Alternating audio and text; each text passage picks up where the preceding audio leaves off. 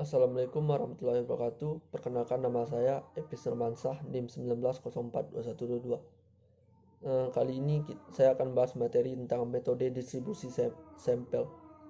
Distribusi sampling adalah distribusi peluang teoritis dari ukuran-ukuran statistik, misalnya adalah rata-rata varian, dan proporsi, termasuk juga distribusi beda dua rata-rata dan beda dua proporsi. Konsep distribusi sampling ini dijadikan sebagai dasar statistik inferensial di mana dengan distribusi sampling dapat diketahui karakteristik populasi. Cara penarikan sampel yang pertama adalah pengambilan sampel acak sederhana yang bisa disebut dengan simple random sampling. Yang kedua adalah pengambilan sampel acak sistematis yang bisa disebut systematic random sampling. Yang ketiga adalah pengambilan sampel acak bersastrata, yaitu bisa disebut dengan stratified random sampling.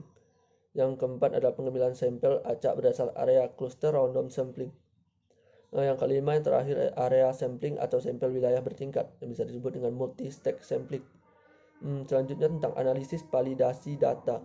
Yang pertama, analisis data pengertiannya adalah dari Bootcamp dan Bigland pada tahun 1982 mengemukakan bahwa analisis data adalah proses yang dilakukan secara sistematis untuk mencari, menemukan, dan menyusun transkrip wawancara, catatan lapangan, dan bahan-bahan lainnya yang lebih dikumpulkan peneliti dengan teknik-teknik pengumpulan data lainnya.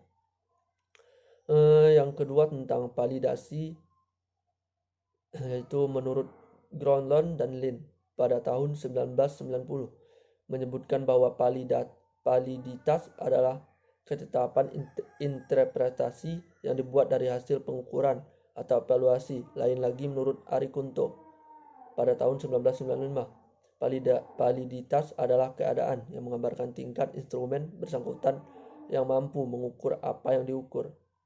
Yang kedua tentang kegunaan validitas yaitu untuk mengetahui sejauh mana ketetapan dan kecermatan suatu instrumen pengukuran dalam melakukan fungsi ukurnya, yaitu agar data diperoleh bisa relevan atau sesuai dengan tujuan diadakannya pengukuran tersebut.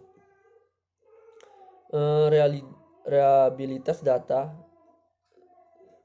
menurut Gronlund dan Lin pada tahun 1990, reliabilitas data adalah ketetapan hasil yang diperoleh dari suatu pengukuran. Sedangkan menurut Sukadi pada tahun 2000, reliabilitas suatu tes adalah seberapa besar derajat tes mengukur secara konsisten. Secara yang diukur reliabilitas dinyatakan dalam bentuk angka, biasanya sebagai koefisien. Koefisien tinggi berarti reliabilitas tinggi. Kegunaan dari reliabilitas data adalah untuk mengetahui atau menunjukkan keajekan suatu tes dalam mengukur gejala yang sama pada waktu kesempatan yang berbeda. Sekian dari saya, hanya itu yang materi yang dapat saya sampaikan. Terima kasih.